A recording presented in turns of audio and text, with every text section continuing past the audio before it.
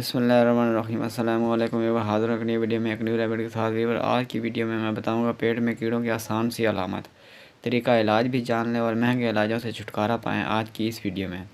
ویور، remedy بیان کرنے سے پہلے میری آپ سے درخواست ہے کہ اگر آپ ہمارے چینل پر نئے ہیں تو ہمارے چینل کو سبسکرائب کر دیجیے اور ساتھ لگے بیل آئیکن کو پریس کر دیجیے تاکہ ہمارے آنے والی تمام ویڈیوز آپ تک بر وقت پہنچ سکیں۔ آپ کا بہت بہت شکریہ۔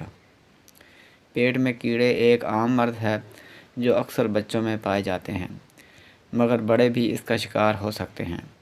پاکستان کا موسم پیٹ میں ان کیڑوں کے لیے سازگار ماحول فراہم کرتا ہے اور یہ آلودہ پانی پینے، بغیر دھوئے پھل یا سبزیاں کھانے اور غیر معیاری مشروب پینے سے انسانی جسم کا حصہ بن سکتے ہیں۔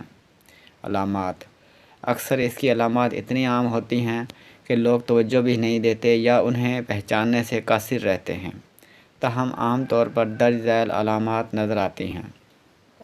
ہر وقت بھوک لگنا، جوڑوں کی اکڑن یا سوجن، یادداشت کے مسائل، سانس کے مسائل، خارش، خصوصاً منہ، ناک اور پیٹ کے ارد گرد مسوڑوں میں خون، جلدی امراض جیسے السر، زخم، چنبل وغیرہ، پل پل مزاج بدلنا، سر درد، کھانے کی خواہش ختم ہو جانا، فوڈ الرجی، جنک اور میٹھے پکوانوں کی خواہش بڑھ جانا، ہر وقت نظام ہاضمہ کے مسائل، خون کی کمی۔ اس حوالے سے چند گھریلو ٹوٹکے درج ذیل ہیں۔ ادرک اس طرح کے کیڑوں کو نکال باہر کرنے کے لیے مؤثر ترین چیزوں میں سے ایک ہے۔ اگر ادرک کا ذائقہ کڑوا محسوس ہو تو اس کا عرق نکال لیں یا پیس لیں۔ ایک ٹکڑے سے آغاز کریں اور بتدریج مقدار بڑھا لیں۔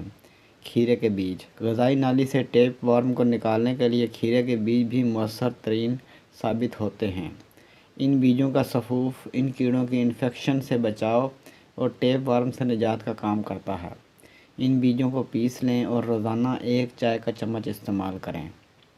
لونگ میں موجود اجزاء جراثیم کش خصوصیات کے حامل ہوتے ہیں جو دوران خون اس کے ذریعے کیڑوں اور ان کے انڈوں کا خاتمہ کرتے ہیں۔